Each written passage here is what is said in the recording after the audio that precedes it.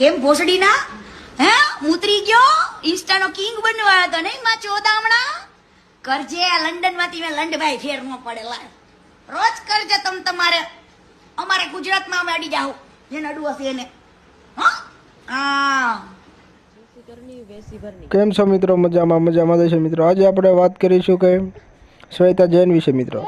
શ્વેતા જૈન કીર્તિ પટેલ અને રોયલ રાજા વિશે શું કહી રહી છે તેનો એક વિડીયો સોશિયલ મીડિયા પર વાયરલ કર્યો છે અને તે વિડીયો તમને આગળ બતાવવામાં આવશે, તો જુઓ આ વિડીયોમાં. રોયલ રાજાને ભલે ગમે ને માર્યો, તેને પોલીસે પૂછ્યું ત્યારે એમ કેતો હતો કે ખજૂરવાળી મેટર હતી ને એટલે એને મને માર્યું ને આમ થયું ને.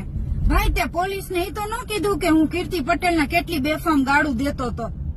ખજૂર ને કીર્તિ નો વિવાદ હતો, એમાં રોયલ રાજા વચ્ચે ટપકો હતો એટલે એને એના કર્મોનું ફળ મળી ગયું. ભલે હું કોઈના સપોર્ટમાં નથી, પણ બે ફામ ને બે કટકા રોયલ રાજા બોલ્યો હતો. કોઈ પણ બેનું દીકરીઓને આટલી બધી ગાળું ન દેવાય. તારો કઈ પ્રશ્ન જ નહોતો, તને તારા કર્મનું ફળ મળી ગયું. એટલે કઉ છું કે આ જેવું કરશો ને એવું ભોગવશો. કીર્તિ પટેલ નો કોઈ વાક જ નથી આમાં. વચ્ચે રોયલ રાજા ને ઓલી એની કાજલ વચ્ચે ટપકી હતી. બે ફામ ને બે કટકા દ્યોસો ગાયડું. તમે બેનું દીકરીઓને હારા લાગો છો?